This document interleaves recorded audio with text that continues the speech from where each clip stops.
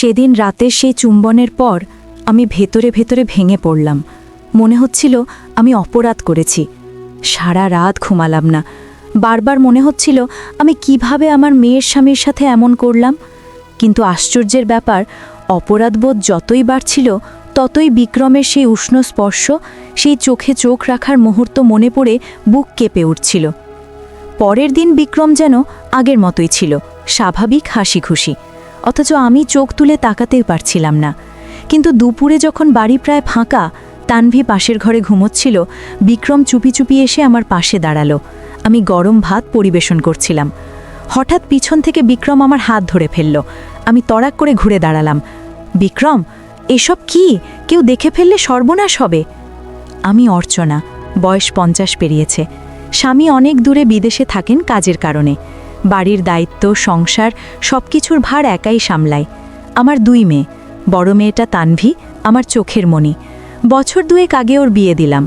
জামাই বিক্রম, দেখতে শান্ত ভদ্র ছেলে।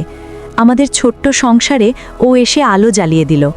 কিন্তু সুখের সংসারে যেমন হাসি আছে, তেমনি লুকিয়ে থাকে কিছু কান্নাও। বিয়ের প্রথম দিকেই বুঝতে পারলাম বিক্রম আমার মেয়ের প্রতি যতটা ভালোবাসা দেখায় ততটা ধৈর্য দেখাতে পারে না। তানভি এখনো ছোট, সংসারের অনেক কিছু বোঝে না। আর বিক্রম সে অস্থির মনের মানুষ, নিজের চাহিদা মেটাতে না পারলেই খিটখিট করে ওঠে। আমি মা হয়ে এটা দেখতে পারি না। তানভির মুখের কান্না আমার বুক ছিঁড়ে ফেলে, কিন্তু সরাসরি জামাইকেও কিছু বলা যায় না। তাই মাঝে মাঝে আমি চুপচাপ সব সহ্য করি, আবার কখনো বিক্রমকে বুঝিয়ে বলার চেষ্টা করি, বাবা, মেয়েটা এখনো ছোট, সময় দাও, ধৈর্য ধরো। তখন বিক্রম আমার দিকে তাকিয়ে হতাশ কণ্ঠে বলে, মা, আমি তো চেষ্টা করি, কিন্তু মন কেমন অস্থির হয়ে ওঠে, আমি যেন নিজেকে নিয়ন্ত্রণ করতে পারি না। ওর কথা শুনে বুকের ভেতরটা হু হু করে ওঠে। একদিকে জামাইয়ের অস্থিরতা, অন্যদিকে মেয়ের অশ্রু। আমি মাঝখানে দাঁড়িয়ে প্রতিদিন দ্বন্দ্বের আগুনে পুড়তে থাকি। এভাবেই আমার গল্প শুরু হলো। বিয়ের পর প্রথম কয়েক মাস আমাদের বাড়ি যেন উৎসবের মতোই কেটে গেল। বিক্রম আসলেই খুব ভালো ছেলে, ভদ্র, বিনয়ী। আর যেটা আমাকে সবচেয়ে বেশি টানত সেটা হলো ওর আমার প্রতি সম্মান। আমার স্বামী দেশে থাকে না, তাই বাড়ির ভেতরে পুরুষ মানুষ বলতে একমাত্র বিক্রম। অথচ কখনো ওকে সীমা ছাড়াতে দেখিনি, বরং প্রতিটি কথায় ও আমাকে মা বলে ডাকত। সেই ডাকের ভেতর এমন এক টান ছিল যেন সত্যি আমারই ছেলে। বিক্রম আমার হাতের রান্না খুব পছন্দ করত। একদিন সকালের নাস্তা খেতে খেতে হেসে বলল, মা, আপনার রান্না খেলে মনে হয় বিদেশে থাকেও আর কষ্ট হতো না। এতদিন পরে আবার নিজের বাড়ির স্বাদ পেলাম। ওর সেই কথায় বুক ভরে গেল।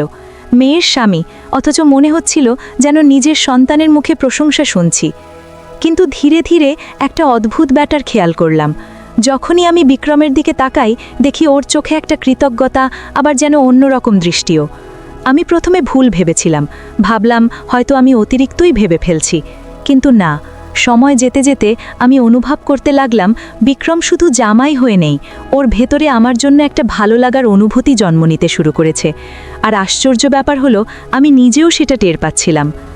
বয়সের ভারে আমার চারপাশটা যত শূন্য হয়ে উঠছিল, বিক্রমের সেই হাসি, ভদ্র ব্যবহার আর যত্নশীল আচরণ আমার মনকে এক অদ্ভুত টানে জড়িয়ে ফেলছিল। আমি অবশ্য নিজের মনকে বোঝাতাম, না অর্চনা, এটা ভুল, তুমি তো শাশুড়ি আর ও তোমার মেয়ের স্বামী, এমন ভাবা উচিত নয়। তবুও যখনই বিক্রম রান্নাঘরে এসে পাশে দাঁড়াতো বা আমার কোনো কাজে সাহায্য করত, মনে হতো বহুদিনের শুকনো মনের ভেতর হঠাৎ করে বৃষ্টি নামছে। হ্যাঁ, আমি বুঝতে পারলাম আমার ভেতরে ভালো লাগা শুরু হয়ে গেছে। সময় কেটে যাচ্ছিল ধীরে ধীরে। বিক্রম আর তানভীর সংসার জমে উঠবে ভেবেছিলাম, কিন্তু বিয়ের 1 বছরের ভেতরেই বুঝতে পারলাম ওদের দুজনের মধ্যে ঠিক বোঝাপড়া তৈরি হচ্ছে না।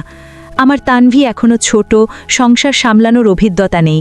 বিক্রমও হয়তো ভেবেছিল বিয়ের পর একটা পরিণত, দায়িত্ববান স্ত্রী পাবে, অথচ পেল একেবারে কাঁচা বয়সের সরল মেয়েকে। প্রতিদিনই দেখি ওদের ঝগড়া হয়। বিক্রম চাইতো তানভিদার খুঁটিনাটি বুঝুক, আবার তানভি সব কিছুতে শিশুসুলভ অভিমান করত। আমি মা হয়ে একদিকে মেয়ের কান্না সামলাই, অন্যদিকে বিক্রমকে বোঝাই। কিন্তু অদ্ভুতভাবে একটা ব্যাপার আমার চোখ এড়ায়নি। তানভির সাথে ঝগড়া হলেও বিক্রম যেন আমার কাছে এসে শান্তি পেত। রাতের খাবার পর আমি টিভির সামনে বসি, বিক্রমও পাশে এসে বসে থাকে। একদিন বিক্রম হঠাৎ আমার দিকে তাকিয়ে বলল, মা, আপনাকে ছাড়া আমি আসলে টিকতে পারতাম না। আপনি না থাকলে হয়তো অনেক আগেই সব ছেড়ে চলে যেতাম। ওর কণ্ঠে এমন এক ভার ছিল যে আমার বুক ভরে গেল। আমি শুধু হেসে বললাম, বাবা, সংসার মানেই ধৈর্য, সময় লাগবেই, তুমি একটু সহনশীল হলে দেখবে সব ঠিক হয়ে যাবে। কথা শেষ হলো, কিন্তু আমার ভেতরে অন্যরকম একটা আলোড়ন বয়ে গেল। আমি বুঝতে পারলাম বিক্রম আমাকে শুধু শাশুড়ি বলে মেনে চলে না, আমার ভেতরে সে আরেকটা আশ্রয় খুঁজে পায়। পরের দিন সকালে রান্নাঘরে কাজ করছিলাম, হঠাৎ দেখি বিক্রম চুপচাপ দাঁড়িয়ে আছে দরজায়। আমি বললাম, কি বাবা, এখানে দাঁড়িয়ে আছো কেন? বিক্রম একটু থমকে বলল, মা, আমি জানি আপনিই একমাত্র মানুষ যিনি আমাকে বুঝতে পারেন। ওই যে দিনের পর থেকে আমার জীবন বদলে গেল। বিক্রম আর আমি শুধু শাশুড়ি জামাই থাকলাম না, আমাদের ভেতরে এক অদ্ভুত সম্পর্ক গড়ে উঠল, যেখানে ভালোবাসা ছিল, আকর্ষণ ছিল, আবার ভয়ও ছিল। প্রতিটি মুহূর্তে আমি অপরাধ বোধে ভুগতাম, মেয়ের মুখটা চোখের সামনে ভেসে উঠত। আমি বলতাম, না বিক্রম, আমরা যা করছি সেটা অন্যায়, আমাদের থামতে হবে। কিন্তু যখনই বিক্রম আমার দিকে তাকাতো, সেই চোখের ভেতরে এমন এক আকুলতা থাকত যে আমি আর শক্ত হতে পারতাম না। বহু বছরের নিঃসঙ্গতা, শূন্যতা, অভাব সব মুছে যেত ওর স্পর্শে। আমি বুঝে গিয়েছিলাম আমরা এক অদ্ভুত ঘূর্ণির মধ্যে পড়ে গেছি, এখানে না ফিরতে পারা যায়, না এগোতে পারা যায়। একদিন রাতে বিক্রম আমার পাশে এসে বলল, মা, আমি জানি আমরা ভুল করছি, কিন্তু আমি যদি আপনাকে না পাই তবে বেঁচে থাকার কোনো মানে খুঁজে পাই না। আপনি কি চান আমি ভেঙে পড়ি? আমি চোখে জল নিয়ে বললাম, বিক্রম, আমি তোমার জন্য সব কিছু করতে পারতাম যদি তুমি আমার জামাই না হতে। আমরা দুজনেই চুপ করে গেলাম, শুধু নীরবতা ভর করে থাকল। সেদিন আমি সিদ্ধান্ত নিলাম আমাদের এই সম্পর্ক আর এগোনো উচিত নয়। আমি জানতাম সমাজ মেনে নেবে না, আমার মেয়ে ভেঙে পড়বে, আর আমি নিজেটাও ক্ষমা করতে পারবো না। পরের সকালে বিক্রমকে ডেকে বললাম, বাবা, তুমি আমার জীবনে আলো হয়ে এসেছিলে, তুমি আমার একাকিত্ব ভরিয়ে দিয়েছ, কিন্তু এই সম্পর্ক আমাদের ধ্বংস করে দেবে।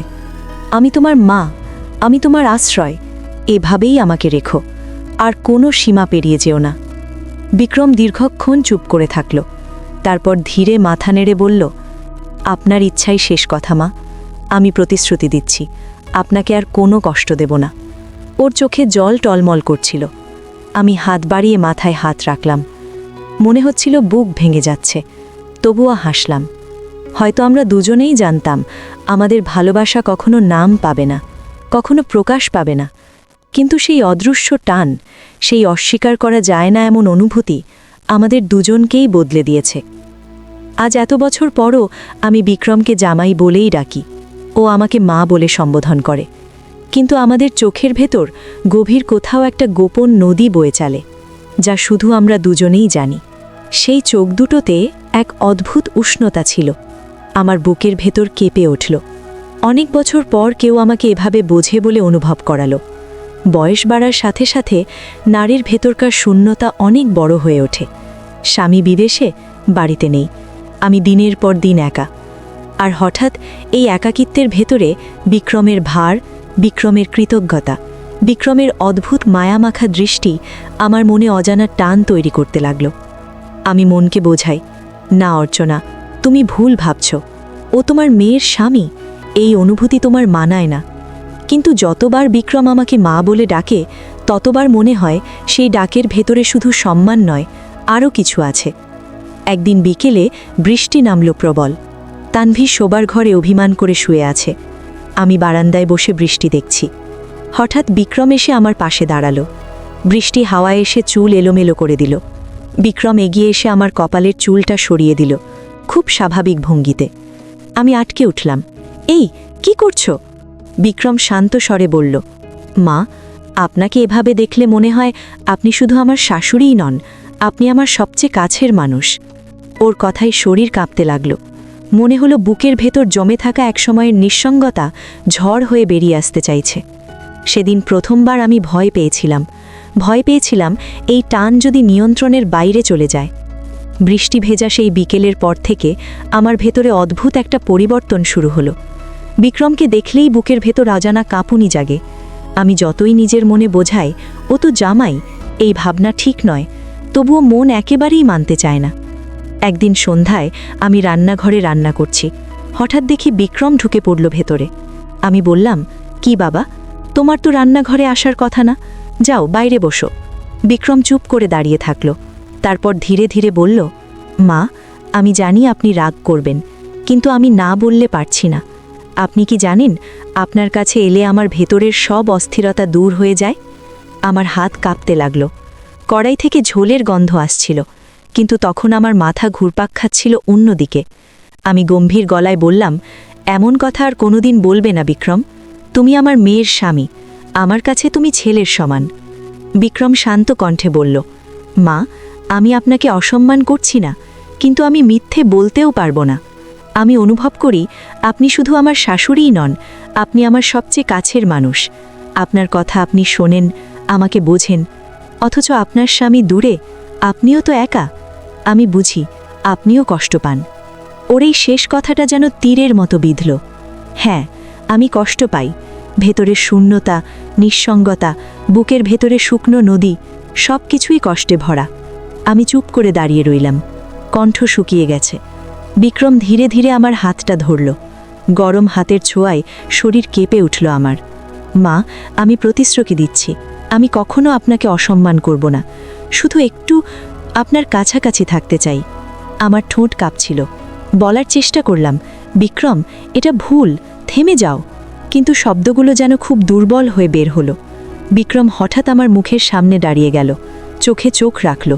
সেই দৃষ্টিতে এক ধরনের আকুলতা, মায়া আর এক অদ্ভুত টান ছিল। আমি চোখ সরিয়ে নিতে চাইছিলাম, কিন্তু পারলাম না। সেকেন্ড কয়েকের মধ্যে বিক্রম আমার হাত থেকে হাড়ি নামিয়ে রাখল আর ধীরে ধীরে আমার গাল ছুঁয়ে দিল। আমি শ্বাস আটকে ফেললাম। বিক্রম, না, এটা ঠিক না। কিন্তু শরীর যেন কথা শুনছিল না। বিক্রম ফিসফিস করে বলল, মা, আমি শুধু একবার আপনার কাছে আসতে চাই। আপনি যদি না চান, আমি থেমে যাব। আমি চোখ বন্ধ করলাম। ভেতরে ভয়, অপরাধবোধ আর এক অদ্ভুত আকর্ষণ একসাথে জড়িয়ে যাচ্ছিল। হঠাৎ টের পেলাম বিক্রম ধীরে ধীরে আমার কপালে ঠোঁট ছুঁয়ে দিল। আমার বুক কেঁপে উঠল প্রবলভাবে। মনে হলো এতদিনের শূন্যতা, এতদিনের দমিয়ে রাখা আবেগ যেন এক ফোঁটায় ফেটে বেরিয়ে এলো। সেদিন প্রথমবার আমি বুঝেছিলাম আমরা দুজন এক অদ্ভুত সীমারেখা অতিক্রম করে ফেলেছি, আর সেই সীমারেখা পেরিয়ে গেলে আর ফেরা যায় না আগে। সেদিন রান্নাঘরের সেই মুহূর্তের পর থেকে আমি যেন আর আগের মতো থাকলাম না। বিক্রমের ছোঁয়া, কপালে ওর ঠোঁটের ছাপ, সবকিছু মনের ভেতর বারবার বাজতে থাকল। আমি যতই ভুলতে চাই ততই স্পষ্ট হয়ে উঠছিল। মনে হচ্ছিল আমি আর শুধু মা নই, আমি একজন নারীও। আর সেই নারীকে প্রথমবার কেউ অনুভব করল, বুঝল। পরের দিন রাতে বাড়ির সবাই ঘুমিয়ে গেছে। আমি একা বসে আছি বারান্দায়। চারপাশে নীরবতা, শুধু ঝিঝি পোকার ডাক। হঠাৎ পিছন থেকে বিক্রম এসে দাঁড়ালো। আমি চমকে উঠলাম। আবার এখানে? সবাই তো ঘুমিয়েছে। বিক্রম নিচু গলায় বলল, মা, ঘুম আসছিল না। মনে হচ্ছিল আপনার কাছে না এলে আমি পাগল হয়ে যাব। আমি কেঁপে উঠলাম, বিক্রম, তুমি যা করছো এটা ঠিক না। তুমি আমার শাশুড়ি। বিক্রম ধীরে ধীরে এগিয়ে এসে আমার পাশে বসল। তার গলার স্বর ভারী আর আবেগ মাখা। আপনি শুধু শাশুড়ি নন মা, আপনি আমার আশ্রয়। আপনি কি জানেন, আপনার চোখের দিকে তাকালে আমার বুকটা শান্ত হয়ে যায়? আমি চুপ করে থাকলাম, কথা খুঁজে পাচ্ছিলাম না। বিক্রম হঠাৎ আমার হাত ধরে নিল। এবার আমি হাত ছাড়াতে চাইলাম, কিন্তু পারলাম না। ওর আঙুলগুলো আমার আঙুলের ফাঁকে গলে গেল। ছাড়ো বিক্রম, কেউ দেখে ফেললে? বিক্রম হাসল না, শুধু গম্ভীর স্বরে বলল, আজ আমি কিছুই ছাড়ব না। আমি অনেক দিন ধরে শুধু এটুকুই চাইছিলাম। ওর হাত ধীরে ধীরে আমার কাঁধে চলে গেল। আমি শরীরটা শক্ত করে ফেললাম, কিন্তু পরক্ষণেই টের পেলাম বুকের ভেতর হঠাৎ জমজমিয়ে উঠছে। বিক্রম আমার মুখের দিকে ঝুঁকে এলো। আমার শ্বাস দ্রুত হয়ে উঠল। না বিক্রম, থামো, আমি ফিসফিস করে বললাম। কিন্তু ওর ঠোঁট আমার গালে ছুঁয়ে যেতেই শরীর যেন বিদ্যুতের ঝাঁকুনি খেল। আমি চোখ বন্ধ করে ফেললাম। মনে হচ্ছিল বছরের জমে থাকা শূন্যতা হঠাৎ এক ঝড়ে ভেসে যাচ্ছে। বিক্রম এবার ফিসফিস করে বলল, মা, আমাকে দূরে ঠেলে দেবেন না। আমি আপনার কাছে থাকতে চাই। আমি জানি আপনিও একা। আপনি শুধু আমাকে একবার সুযোগ দিন। আমার ঠোঁট কাঁপছিল, বুক ধুকধুক করছিল জোরে জোরে। আমি বলতে চাইছিলাম, না, এটা অন্যায়, কিন্তু শরীর আর মন যেন দুই বিপরীত দিকে টানছিল। শেষমেশ আমি মাথা নামিয়ে ফেললাম। আর সেই মুহূর্তে বিক্রম আমার চিবুক ধরে মুখটা উপরে তুলল। আমাদের চোখ এক হলো। আর তারপর, হ্যাঁ, সেদিন প্রথমবার আমার ঠোঁট ছুঁয়ে গেল বিক্রমের ঠোঁটে। আমি জানতাম এটা নিষিদ্ধ, আমি জানতাম এটা আমার করা উচিত নয়, কিন্তু বুকের ভেতরের দম বন্ধ হয়ে থাকা আবেগের নদী তখন বাঁধ ভেঙে বেরিয়ে এলো। সেদিনের সেই মুহূর্ত আমাদের সম্পর্ককে চিরতরে বদলে দিল। সেদিন রাতের সেই চুম্বনের পর আমি ভেতরে ভেতরে ভেঙে পড়লাম।